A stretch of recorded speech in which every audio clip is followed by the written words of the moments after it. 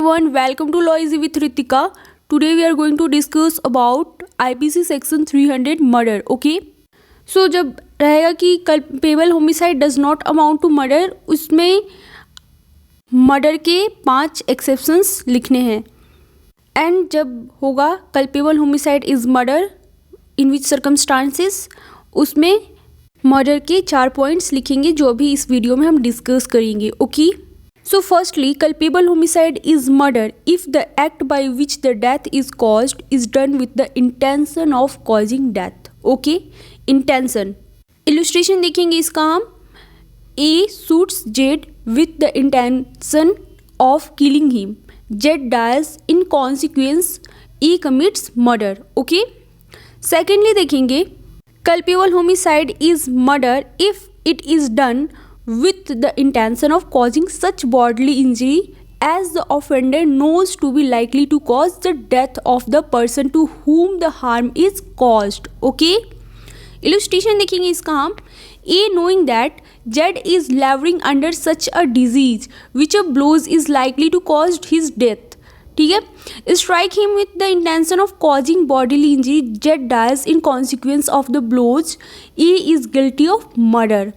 Although the blow might not have been sufficient in ordinary course of nature to cause the death of a person in a sound state of health, but if A, not knowing that Jed is laboring under any disease, gives him such a blow as would not in the ordinary course of nature kill a person in a sound state of health, here A, although he may intended to cause bodily injury, is not guilty of murder. पहले क्या हुआ कि E जानता था कि Z किसी बीमारी से लेबर कर रहा है और जानबूझकर वो उसी पॉइंट पे हिट किया. भले ही वो ऑर्डिनरी कोर्स ऑफ नेचर में एक हेल्दी इंसान के लिए डेथ कॉज नहीं हो सकता है, लेकिन ये जानता था कि जेड को वैसे हिट करेंगे तो उसका डेथ कॉज हो सकता है, तो वहाँ पे वो मर्डर के लिए लायबल होगा. लेकिन ये जेड लेबर कर रहा है किसी डिजीज़ से और ए को इसके बारे में नॉलेज नहीं है और ए का भले ही इंटेंशन है लेकिन उससे वैसे वहाँ पे हिट हो गया तो भी ए लायबल नहीं होगा मर्डर के लिए, बिकॉज उसका जो वो एक्ट था वो ऑर्डिनरी कोर्स ऑफ नेचर में किसी साउंड माइंड मतलब हेल्दी पर्सन के लिए डेथ कॉज का कारण नहीं बन सकता है. Okay? So if he did not intend to cause death or such bodily injury as in the ordinary course of nature would cause death. Okay? So this illustration neither he has knowledge of ailment nor injury is sufficient to cause death. Okay? Thirdly देखेंगे हम culpable homicide is murder if it is done with the intention of causing bodily injury to any person. Okay? And the bodily injury intended to be inflicted is sufficient in the ordinary course of nature to cause death. इसका हम illustration देखेंगे. A intentionally gives Jed a sword cut or club wound sufficient to cause the death of a man in the ordinary course of nature and Jed dies in consequence. Here A is guilty of murder.